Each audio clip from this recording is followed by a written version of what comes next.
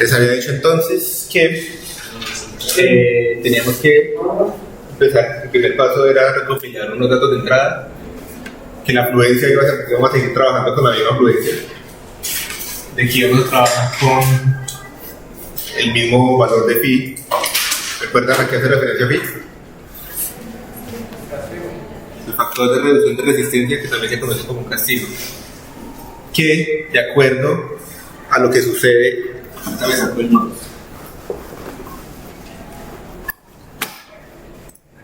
que de acuerdo a lo que sucede en esta gráfica, acá en la segunda condición, yo tengo en la base un empotramiento y tengo en el entrepiso un nudo libre al cual le tengo que calcular la rigidez. Entonces por eso coloqué estos datos de entrada, que el nudo en A era empotrado y el nudo en B era libre. ¿Recuerdan a qué hace referencia G?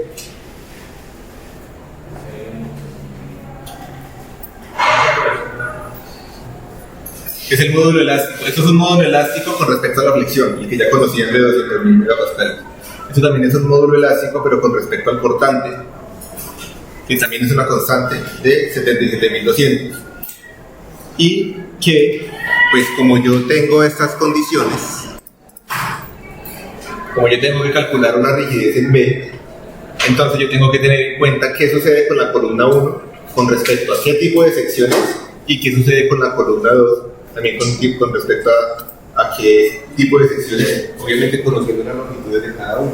Entonces, yo había colocado estos valores de la longitud de la columna 1, que es la columna de piso 1, piso 2, con 3.000 milímetros o 3 metros en su defecto, y la longitud de la columna 2, es decir, la altura de piso 2 a piso 3, con 2.7 metros o 2.700 milímetros. ¿Sí? Por eso lo había colocado diferente, para poder hacer el ejercicio un poco más complicado. Después me diga que le explico el más fácil. Bueno, habíamos escogido que íbamos a trabajar con una H, no dijimos cuál, pero debe ser la H300. Si era 300, diremos en el catálogo B. ¿Era HEA o HEB?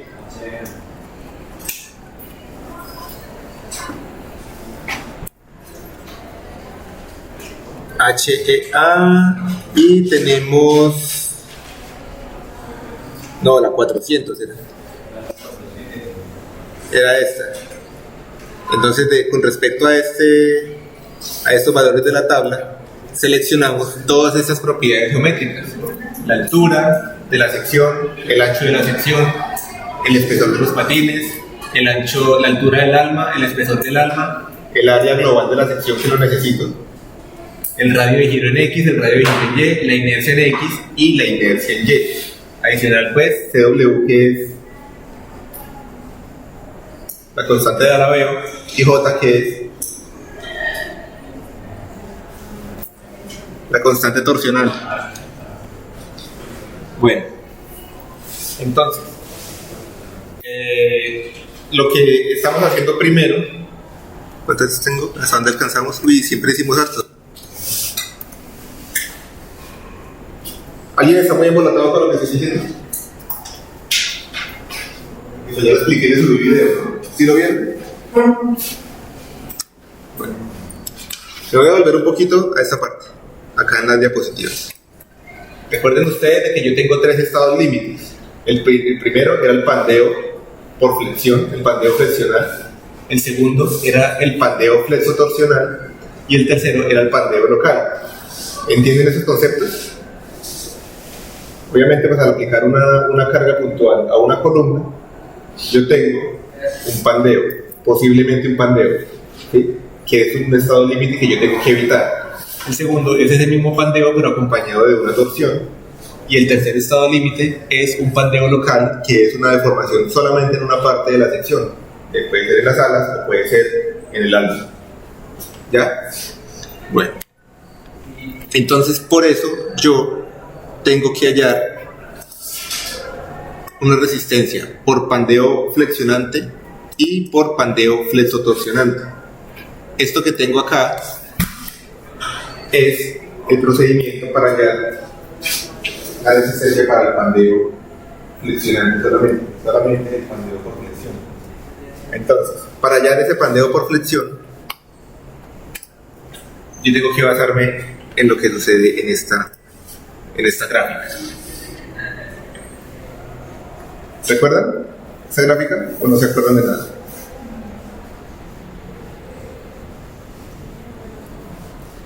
Bueno, resulta que yo tengo que determinar antes que nada este valor de KL sobre R, que es mi valor de esbeltez, ese es mi lambda en este caso. Cuando yo halle mi lambda, yo lo ubico en esta recta y determino si es inelástico o elástico. ¿Cómo lo determino?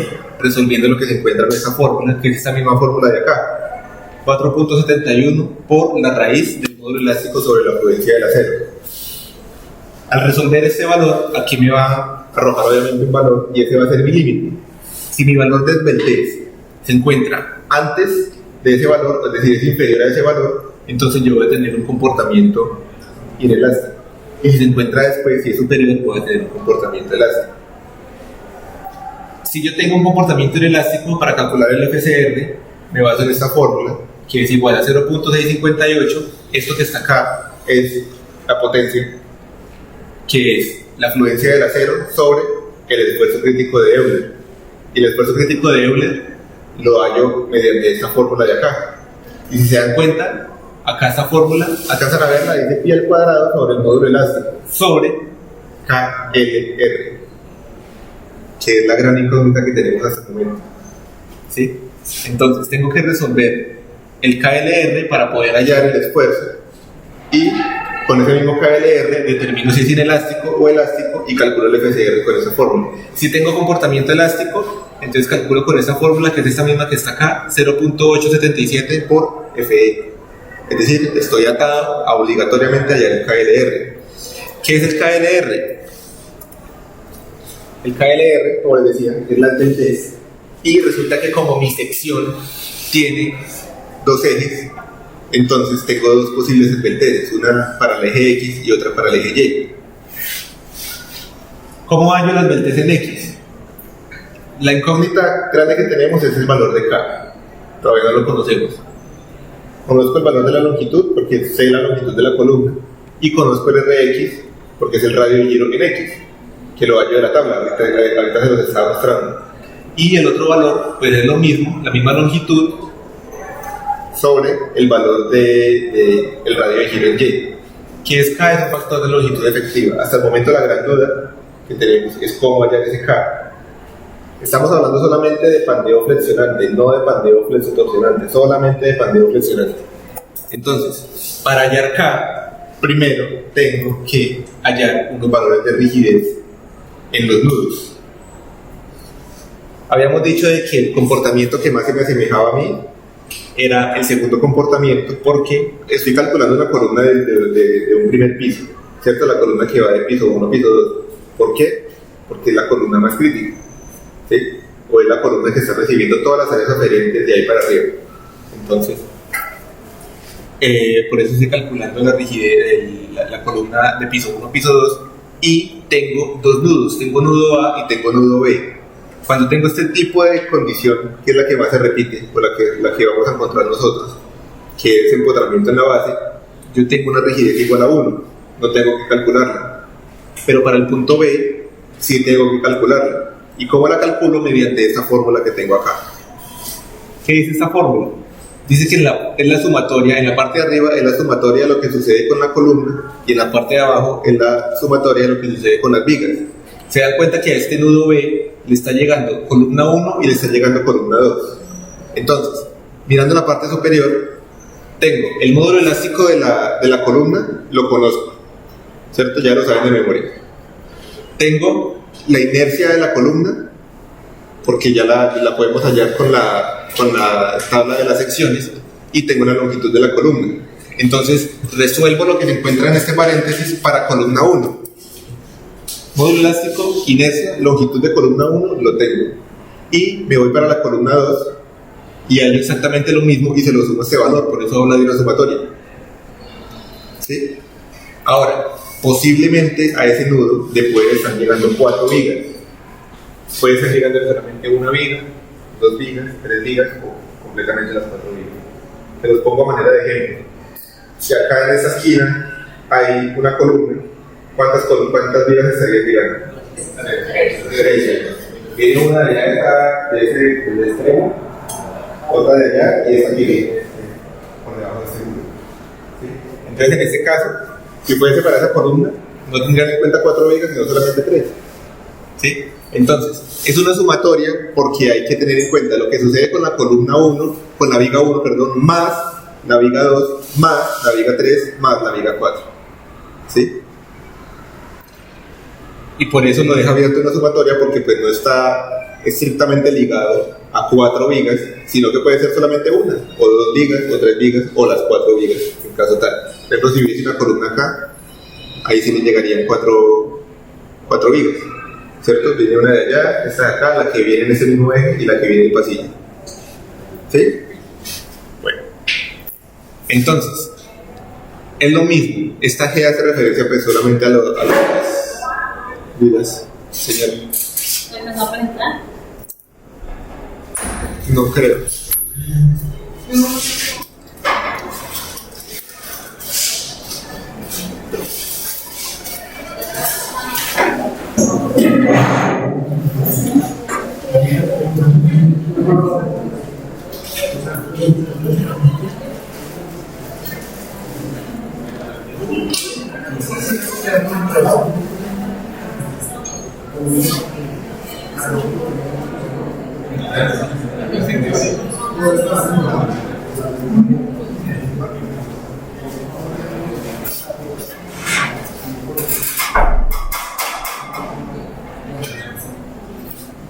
Bueno, continúo. Entonces aquí abajo tengo en cuenta la inercia de la viga. El módulo elástico de la viga ya se conoce. La inercia de la viga y la longitud de la viga las tengo que tener definidas, ¿cierto? Que eso era lo que habíamos hecho acá. Habíamos definido, inicialmente ya les había dicho longitud de columna 1 y longitud de columna 2. En este caso es la misma sección, digamos de que ambas son HEA 400, entonces tienen la misma inercia, no tengo ningún problema, tanto para X como para Y. Entonces definí acá 4 vigas y todas esas 4 vigas son IP400. Entonces, como la fórmula me está exigiendo que yo tengo que conocer la inercia de esas vigas, solamente voy a sacar la inercia en X. Y ya les había dicho por qué, ¿recuerdan por qué? Solamente en X. ¿Cómo? Porque la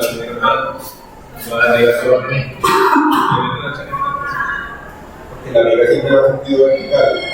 Patín arriba, patín abajo, patín medio. Nunca va a ir al contrario de patines a los lados. Porque ya les había dicho que deben hacer la colocación así. Entonces, como ya conozco la longitud de las 4 vigas y las 4 vigas son IP400, entonces ya conozco la inercia de las 4 vigas. Entonces, la rigidez en el punto A para X es 1, porque ya me la está dando la gráfica, ¿cierto? Tengo que calcular la rigidez en B. Entonces, como en la parte de arriba van las columnas, va lo concerniente a las columnas, yo lo que hice fue que desprecié el módulo elástico, porque si lo tengo acá y lo tengo acá, pues lo puedo cancelar. Entonces solamente tengo en cuenta lo que está en este paréntesis y lo que está en este paréntesis de acá. Tengo la inercia en X de la columna sobre la longitud de la columna 1. Entonces ya hice esta parte de qué le está aportando esta longitud y esta inercia a este punto B, y a eso le sumo lo que sucede con la columna 2, que como es el mismo tipo de sección, tiene la misma inercia en X y tiene una longitud diferente, que en este caso es 2700. Entonces por eso, columna 1 más columna 2. Y ahora, aquí escribí IX viga 1 para no colocar tantas veces ese valor que era muy extenso. Pero este valor que dice inercia en X de la viga 1 es este valor de acá, ¿sí? Sobre la longitud de la viga 1, que era 8000 milímetros, más lo que sucede con la viga 2. como es el mismo tipo de viga, tiene la misma inercia en X sobre la longitud de la viga 2, que era 6.000 milímetros. Más lo que sucede con la viga 3, que como es el mismo tipo de sección, tiene la misma inercia, y lo divido sobre la longitud de la viga 3, que eran 7.000. Más lo que sucede con la viga 4, que es la misma historia, sobre 5.000, que es la longitud de la viga 4. ¿Entendieron eso? Bueno, entonces ya hallé mis valores de rigidez con respecto a X para A y para B, con respecto a X para A y para B. Entonces, hallé bueno, todo este resultado me dio 2.16. ¿Qué procedo a hacer a continuación? Procedía, no lo coloqué acá, pero se lo voy a explicar. Después de que yo tenga ese valor de G, entonces venía a esto que es el nomograma. ¿Recuerda que les expliqué esto? ¿Alguien tiene una regla? ¿Ah?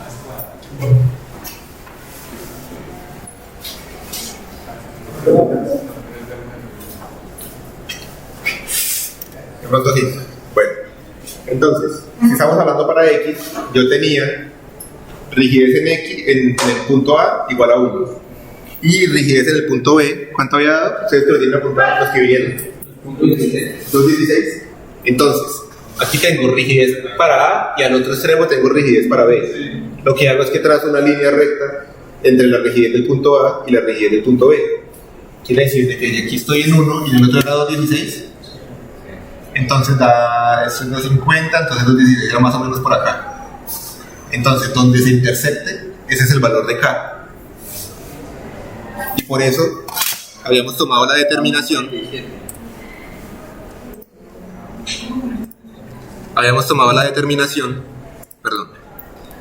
De que K era igual a 1.47. Y si algo, pues volvámoslo a hacer para que todos lo entiendan. ¿Alcanzan a ver bien el nomograma ahí?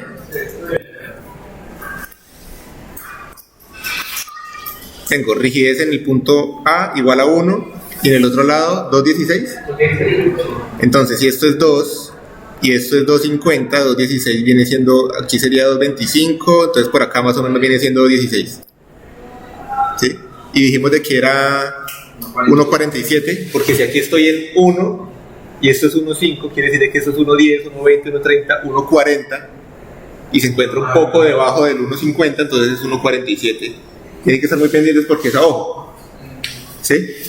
Ahora, yo sé que me van a hacer la pregunta, que si yo decido que es 1.47 y ustedes decidieron que es 1.48, no pasa nada, tranquilos, ¿vale? Ya si me colocaron que es 1.50 y no sé cuánto, ya entonces los penalizo. ¿Listo? Entonces, por eso determinamos que era el K, factor de longitud efectiva, en X igual a 1.47. Listo.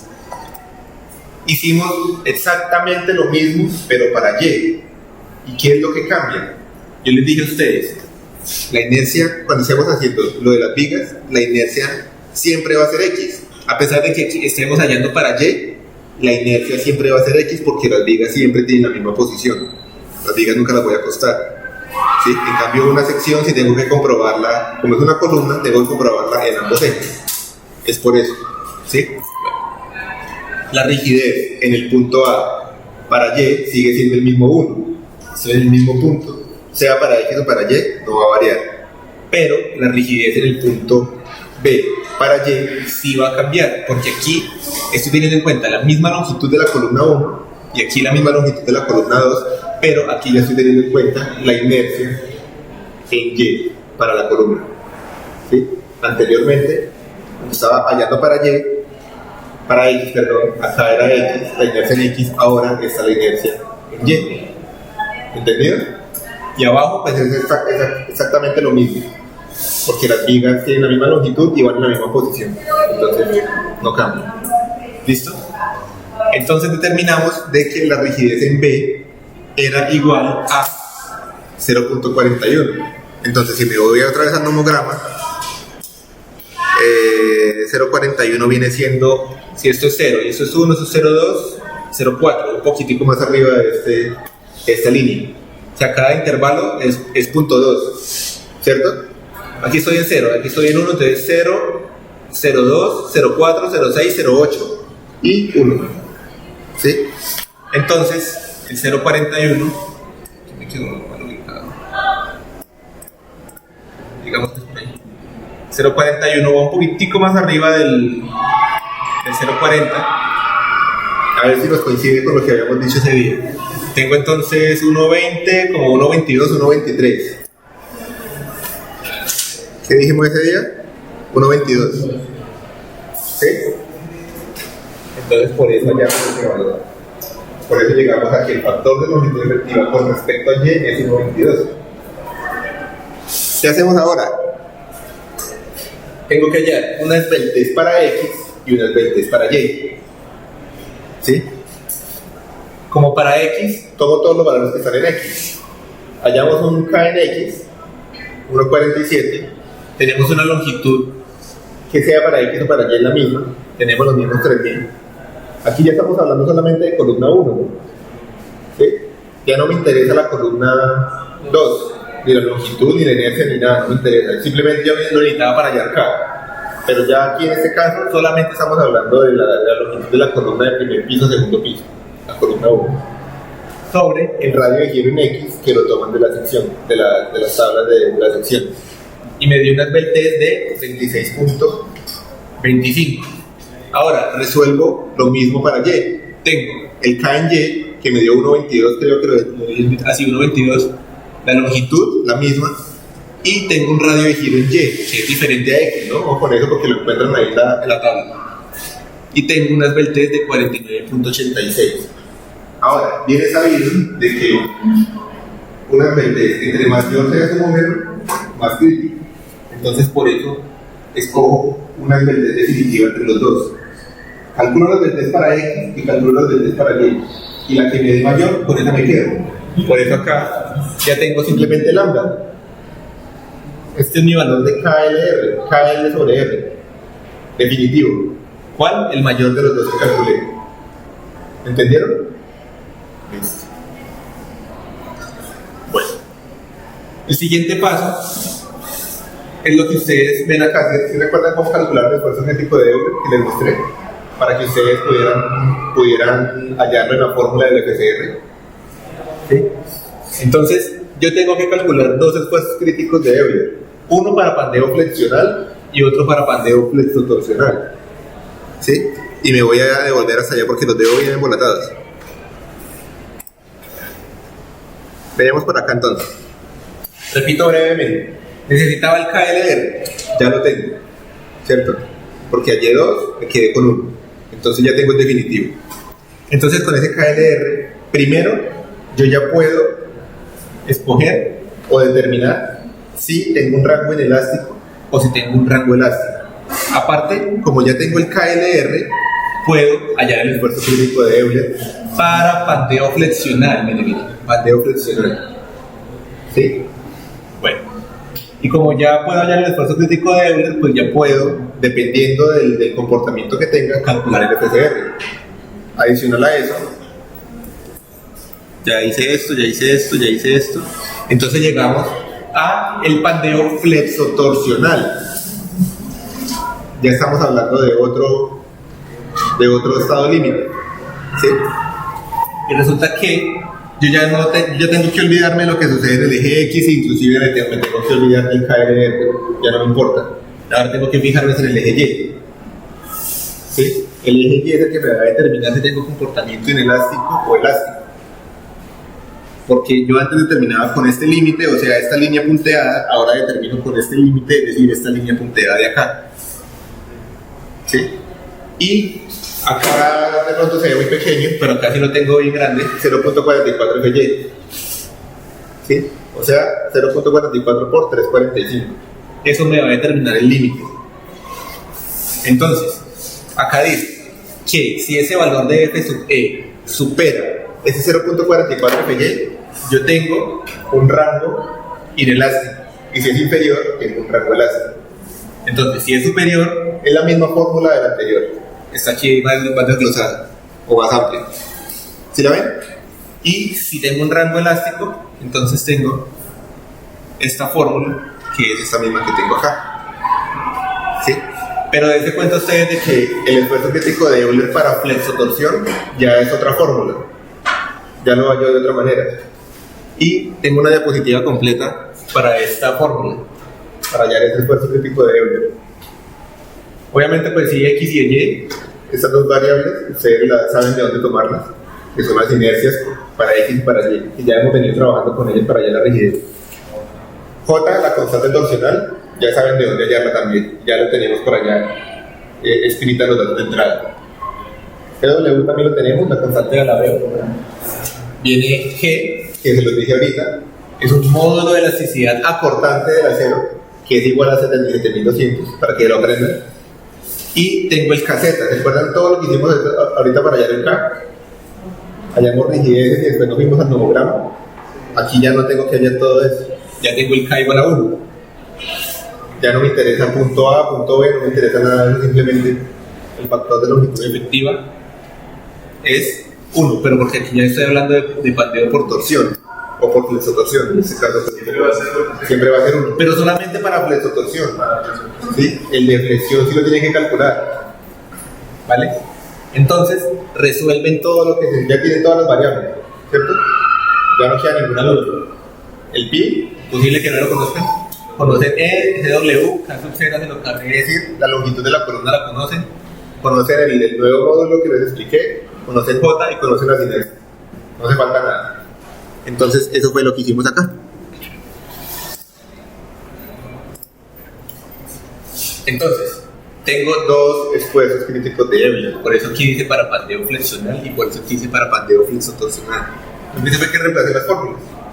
Acá, como necesitaba KLR, me quedo con el mayor que ya había definido, 49.86, resuelvo y tengo 794 megapascales. Y resolviendo toda esta fórmula, tengo 1423.39 megapascales. Entonces tengo ambos esfuerzos críticos de Euler. ¿Qué más hicimos ese día? Ya habíamos avanzado harto. Entonces, habíamos llegado a este punto, al tercer estado límite. ¿Recuerdan los tres estados límites? Pandeo, segundo, y el tercero, pandeo total. ¿Sí? Bueno, resulta que solamente el pandeo flexional, el pandeo flexotorsional son los que me definen a mí la resistencia de la columna. Son los que necesito calcular.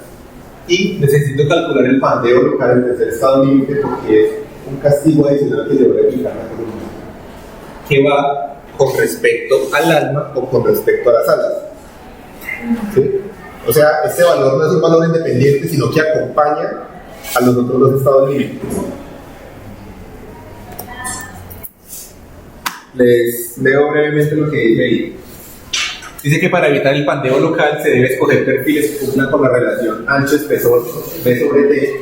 A este texto al autor le faltó una parte porque no es solamente la relación ancho-espesor, sino también de altura-espesor, haciendo referencia tanto para las alas como para el alma. ¿Sí? Es decir, de que sea compacto, eso es lo que traduce, de que no sea muy esbelto. En este caso no se castiga, en caso de que sea compacto no se castiga, no tengo ningún tipo de intervención adicional. La resistencia del perfil sometido a compresión, pero en caso contrario, la resistencia se debe castigar por un coeficiente Q, que sería la suma del aporte de las vertientes del alma y las vertientes del patín. Yo sé que acá está hablando de suma, pero en realidad es un producto, para que no se confundan. Error del autor, de la norma. Entonces, tiene que calcular este valor de Q. Ese es su valor de castigo. ¿Cómo haya Q?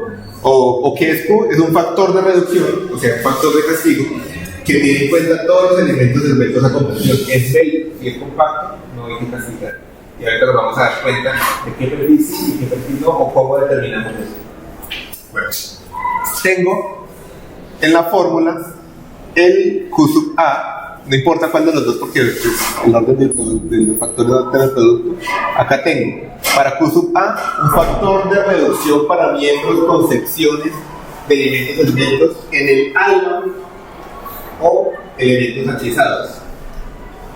Es decir, Q sub A, se lo aprenden de una vez, A de alma. ¿Sí? ¿Y por qué está hablando de elementos analizados? Los voy a dibujar en el tablero porque tengo pulso maraquero con la tabla.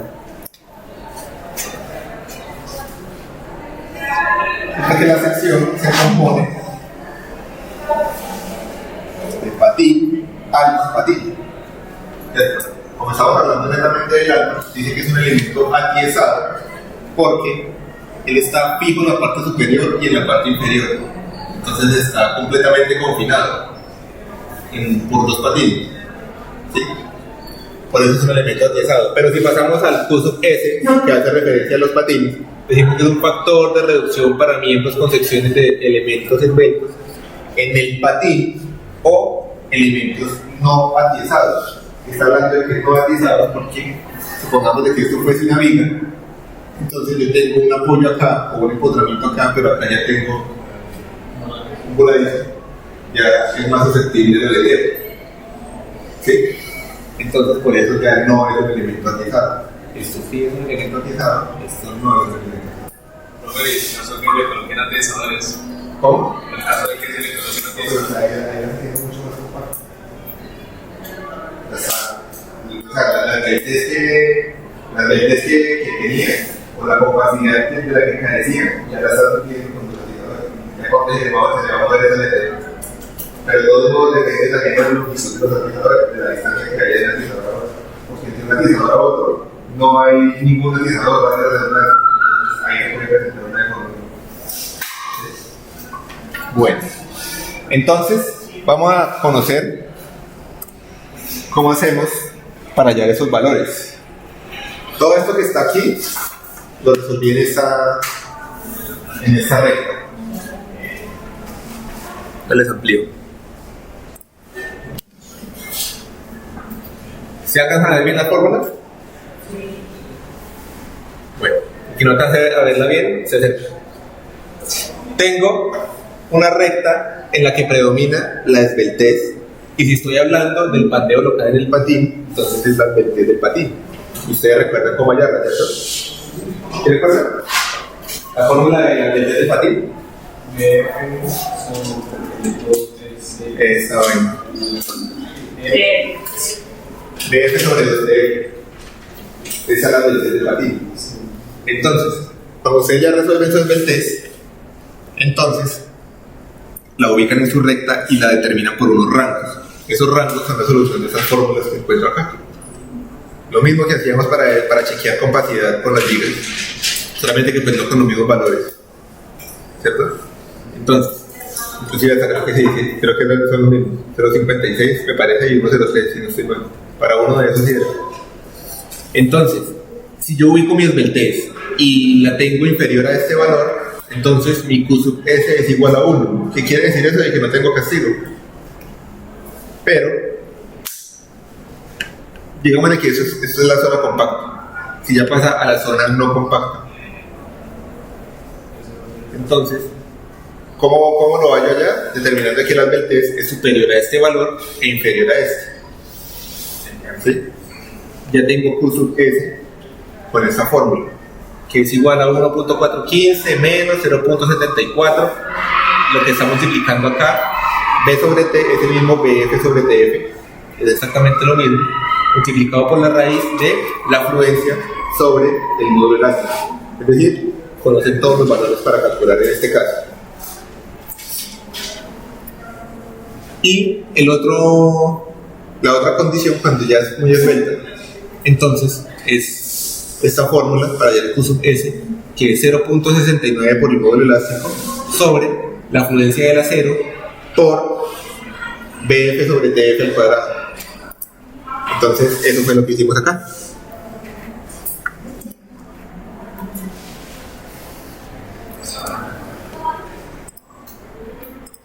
Eso fue lo que hicimos aquí. Resolviendo para este límite era 13.48. Resolviendo para este límite era 24.79. Y la esbeltez BF sobre... Aquí nos quedó mal. Qué bueno, o sea que yo creo que se iba a dar compacta. Que nos había dado, ¿se acuerda? Que nos había dado con esa fórmula. Los que estuvieron. ¿Quiénes estuvieron? Levanten la mano. ¿Sí recuerdan lo que estoy haciendo acá? Hemos determinado que según esta beltez, daba acá, ¿sí? Pero entonces ahorita vamos a hacer la corrección.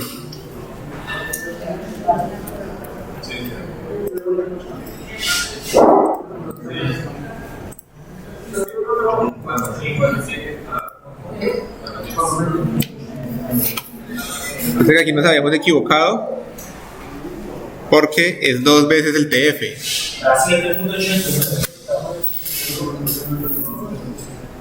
Entonces es 2 por 19. ¿Sí? ¿Todos de acuerdo? Entonces este valor... Es su máquina.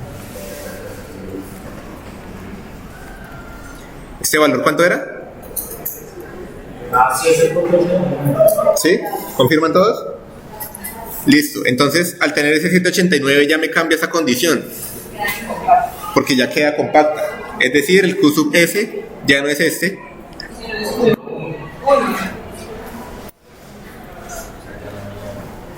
Ya no hay castigo.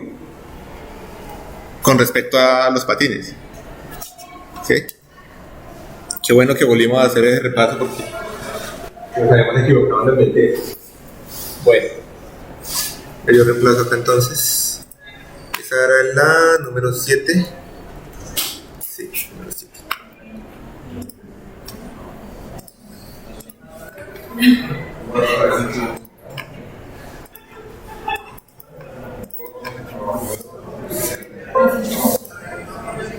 Listo. Volvamos acá. No hay necesidad inclusive de abrir la sí, necesidad de abrir la diapositiva. Bueno, entonces ya resolvimos Q sub S, que es con respecto al patín. Ahora procedemos a hallar el Q con respecto al alma, que es Q sub A. Bueno, resulta que todo esto que ustedes encuentran acá, o bueno, esta parte está explicada en esta recta. Tengo también un valor de esbeltez con respecto al alma. ¿Cómo era? Estamos hablando de patines. HW sobre W.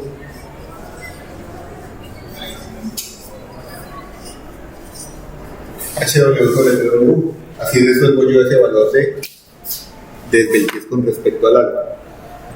Lo que hago es que lo ubico en la recta de acuerdo a este límite, que es 1.49 por la raíz del módulo elástico sobre la fluencia del acero. ¿Sí? Si me da antes de este valor, el Q sub A también es igual a 1, es decir, de que tampoco hay castigo con respecto al alma. Pero si da superior, entonces tengo que hallar el Q sub A con el área efectiva sobre el área global. ¿Y cómo hallo el área efectiva? Con esa fórmula de acá. ¿Qué necesito para el área efectiva? Necesito el área global, necesito el B, que es el BF, necesito el B sub E y necesito el TF. Tenemos la incógnita de qué es B sub E y aquí tengo la fórmula para B sub E. ¿Sí? ¿Qué dice la fórmula? Tengo 1.92 por T, que es TF, por la raíz del módulo elástico sobre la fluencia, y esto es 1 menos 0.34 sobre BF sobre TF por esa misma raíz, y de esa manera calculo el B sub E, lo reemplazo acá, calculo el A sub E y lo reemplazo acá. ¿Entendieron? ¿Les quedó claro? ¿Ah? Área efectiva. Área global. O sea, el área neta de la sección, que se lo arrojan en los catálogos. Ahí que catálogos está. Para que no les quede duda de dónde sale el área global. O sea, este valor de A, perdón.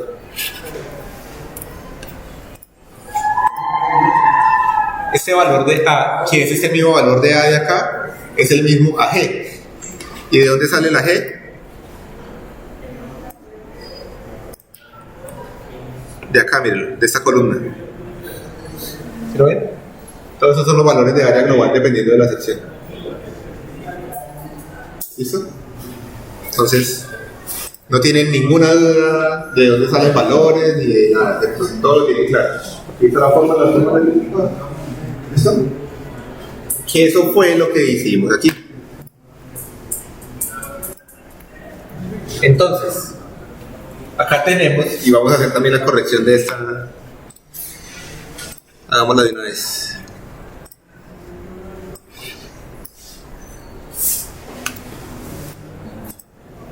Acá tenemos que el límite era 35.87. Hallamos las beltes HW sobre TW igual a 27.09. Quiere decir de que como está antes del 35.87, el curso A es igual a 1. ¿Sí? Resulta que el anterior cálculo, que era curso S, nos había dado 0.93, pero ya no es 0.93. Ahora es 1.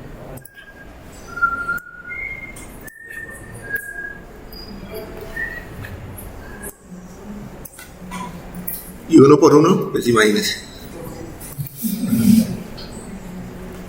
Entonces, Q sub S, el Q general, o sea, el factor de reducción, que no es el mismo factor de reducción en realidad, es igual a 1. O sea, no tengo ningún castigo.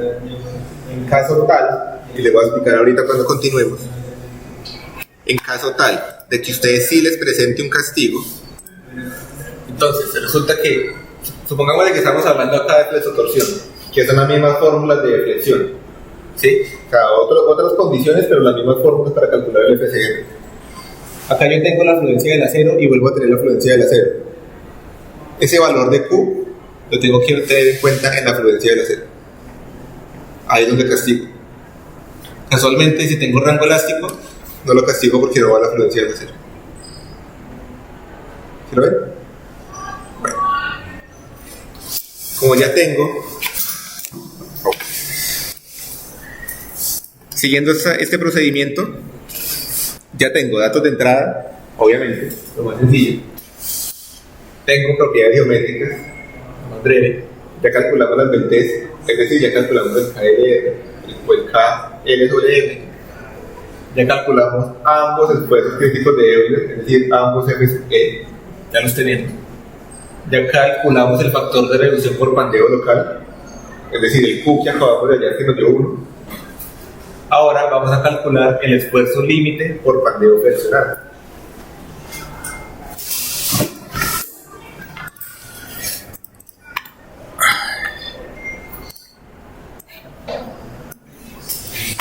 Entonces vamos a este paso.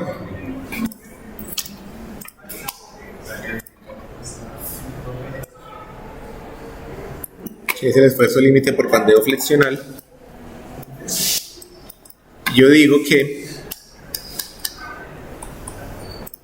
voy a llevar esta gráfica.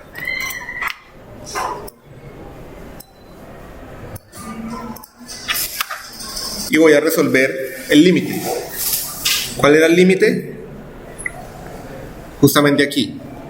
¿Se alcanzaron a ver? Aquí. Y como dice el límite, dice que es 4.71 por la raíz del módulo elástico, que son 200.000,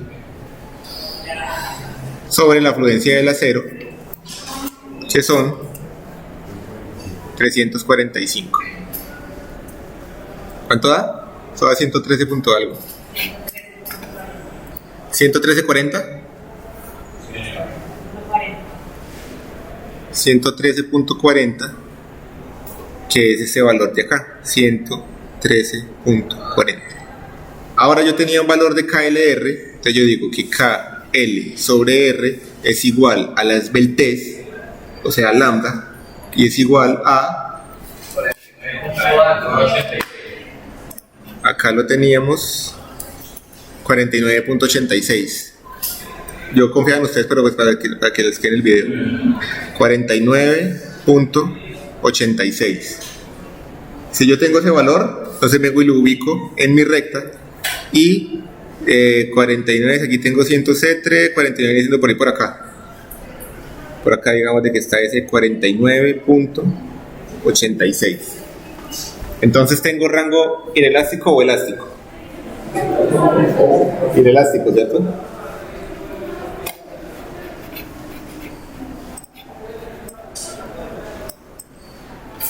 Tenemos esto por acá. Tenemos esto por acá. Y me voy a traer la fórmula de cuando tengo rango inelástico, que es esta de acá a la izquierda. Es esta de aquí. Entonces digo de que ese FCR es igual a 0.658, y lo que tengo acá en la potencia es la fluencia del acero, 345. ¿Por qué tendría que multiplicar ese 345? Por Q. Como me dio 1, entonces la tengo breve, sobre, esto va entre paréntesis acá para que no me confunda, sobre el esfuerzo crítico de Euler, pero con respecto a la flexión. Recuerden esta parte de acá. Yo tengo dos esfuerzos críticos de Euler, para flexión y para flexotorsión. Solamente me importa, de momento, como estoy hablando de flexión, solamente me importa este valor de 794. Ese es mi F sub E. Una fórmula falta, ¿cierto? ¿Qué? La fórmula falta. ¿La Q qué? En la fórmula falta.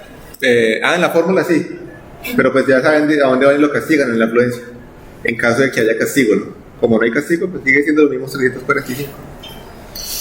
Entonces, el F sub E, si hermano me hizo olvidar, 794. Cierro acá y otra vez me encuentro la fluencia del acero, que son 345. Adivinen por qué. Por 1. En este caso. Les coloco el 1, que aunque es redundante es para que entiendan a dónde coloca el Q. ¿Listo? Entonces, resuelvo.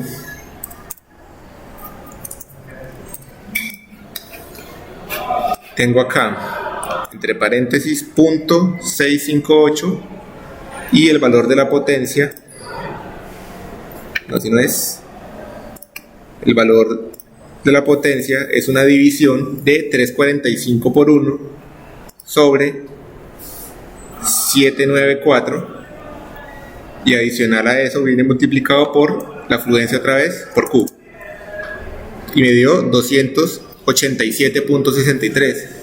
¿Se dio así? 287.63 megapascales. ¿Listo? Entonces ese es el FCR para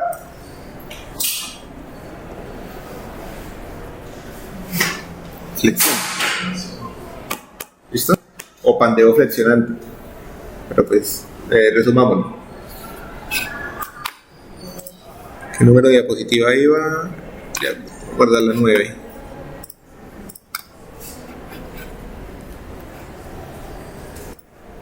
Listo. Entonces ya tenemos el FCR. ¿Qué procedemos a hacer ahora? Tenemos otro FCR por calcular, que es para esa vaina. Bueno, venimos entonces a esta diapositiva, llevamos esta imagen para allá. No era, hombre.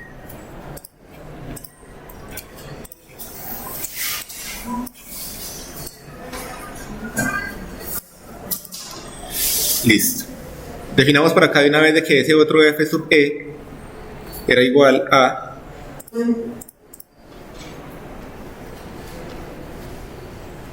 $1,423.39, el de flexotorsión. ¿Sí?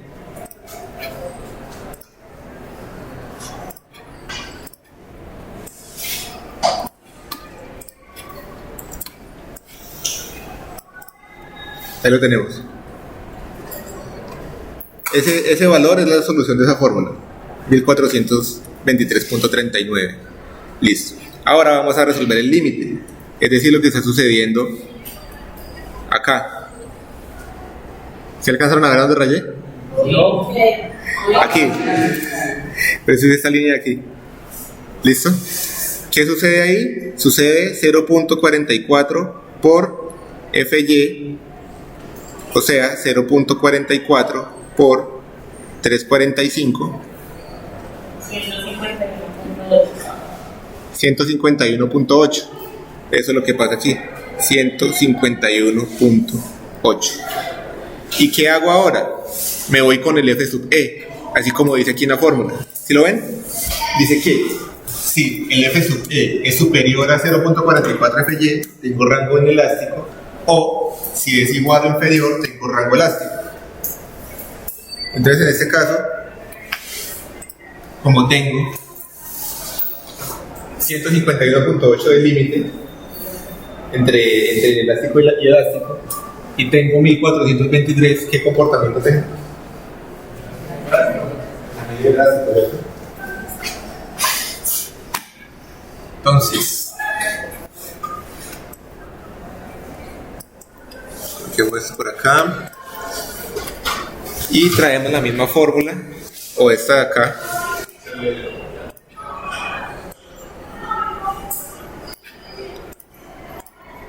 que es la misma de la anterior, ¿no? Solo que pues como más bonita. Por acá tengo entonces FCR igual a 0,658. Lo que me encuentro acá en la potencia es 345 por 1 sobre el F sub E, que son 1423.39, ¿cierto? Eso multiplicado por 345 por 1. ¿Listo? Entonces, tengo ese otro FCR, ese mismo de acá, y le cambio el 1423.39 y tengo 311.72.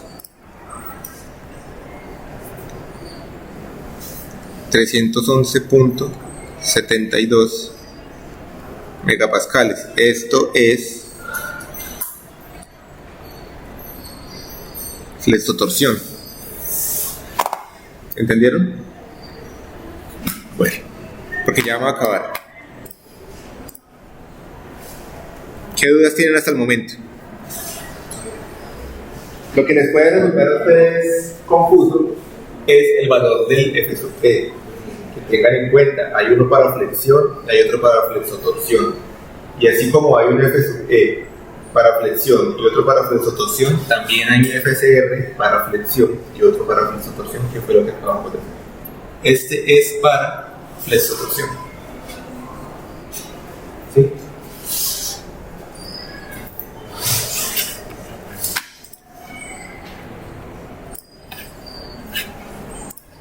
Voy a corregir acá algo que me faltó para que lo tengan guardado.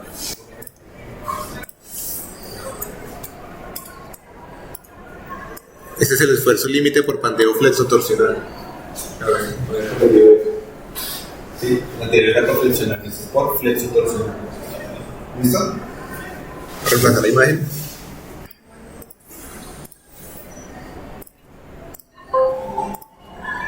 Listo.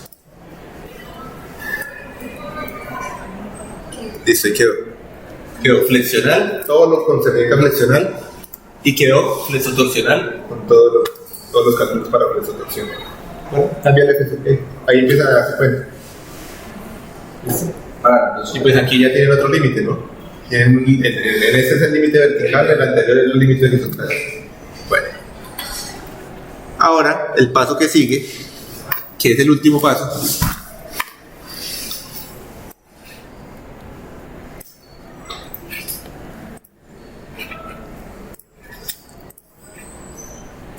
tengo que calcular la resistencia a compresión con el menor FCR. Y ya les explico para dónde voy, que es exactamente con lo que empezamos la vez pasada. Empezamos por aquí. Con esta fórmula, que voy a ampliar acá un poco. ¿Me la alcanzan a ver bien? Listo. Esta fórmula, ese phi Rn, es la resistencia nominal de la columna. ¿En qué influye? ¿O qué influye en ella? El valor de phi, que debe de estar rayado de tanto escucharlo, 0.9. El FCR, casualmente calculamos 2, tenemos antes uno de sobra. Y el AG, que es el área global. Tenemos ya todos los valores, ya podemos calcular. ¿Y qué dice la condición? Que tengo que calcular el phi Rn con el FCR menor. Tengo un FCR para flexión y tengo un FCR para flexotorsión. Nos vamos para acá, así brevemente. Tengo un FCR, ese es flexotorsional. Tengo un FCR flexional de 287.63 y tengo otro de 311.72, el flexotorsional. ¿Cuál es menor? El flexional. ¿Qué quiere decir? Esto quiere decir lo siguiente. Quiere decir que es más crítico este estado límite. Es más crítico que este. Es decir, primero sucede esto y en un caso demasiado extremo sucedería esto, pero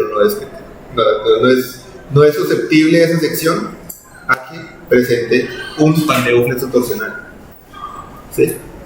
Es susceptible un poco más a que suceda un pandeo flexional. Entonces, como ese es el estado más crítico, por ahí me voy a calcular el phi Rn. Dice la fórmula.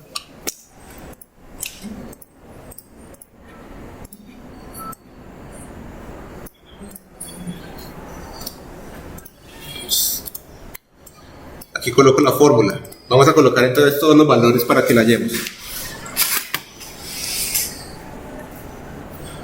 Phi 0.9, FCR, el menor de los que haya calculado, que en este caso es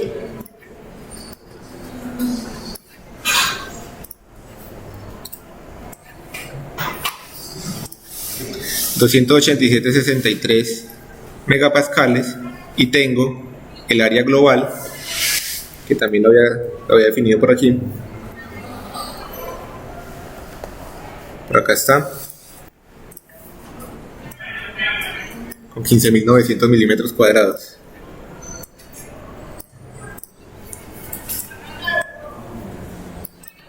¿Listo? Entonces, phi Rn es igual a 0.9 por 287.63 por 15.900.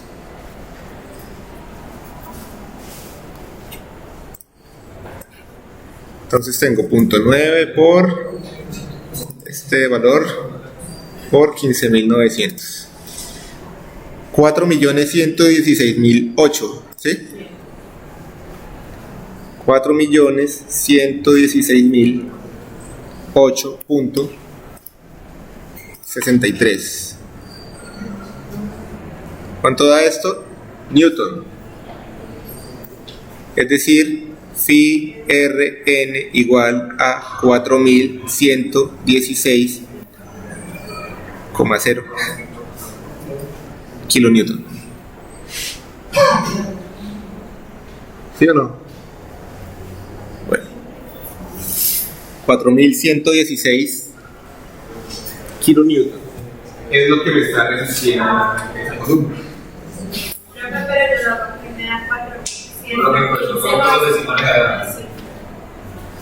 ¿Cuánto? A mí me da 4.115.85.3. ¿Sabes qué es lo que pasó? Cuando yo tomé el FCR, si lo ven acá, de diablo está. Acá está con 63, 16, 30, 5, 8, 9. ¿Sí? Por eso hace valor. Coloquémoslo, quitémosle todos los decimales a ver cuánto hace. ¿Se lo tomó solo hasta el 63? Sí, es. 4.115.980. ¿Listo? Bueno. Ahora viene la explicación de que ustedes me tienen que dar en el parcial. O o si se los evalúo de si cumple o no cumple. Les voy a colocar a manera de ejemplo. A manera de ejemplo, yo tengo un PU de 5700 kilonewton. ¿Cumple o no cumple?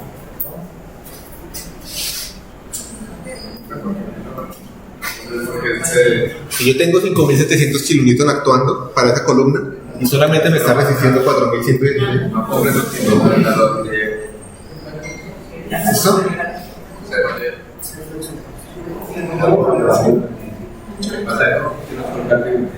Me puede pasar cualquier cosa, pero nada bueno. ¿Listo? Entonces en este caso no cumple. Así a manera de ejemplo, yo de acá me limité mucho, resulta que no está cargando todo eso, sino que tengo 3550, valor ahí completamente inventado. Si yo tengo 3550, ustedes van a comprar un lapicero rojo y van a escribir grande. Sí, perdón, así no, así no. Sí cumple.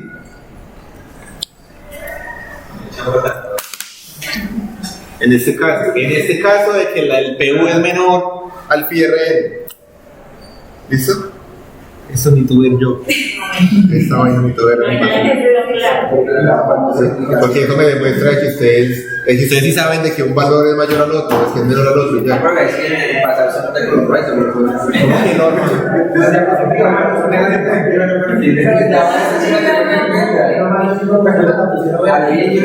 yo digo, antes de mi cerebro, pero Tiene parcial por uso en negro. Les hice el spoiler, les dije que ustedes tenían que decir si cumplía o no cumplía, porque algo les di un perfil diferente.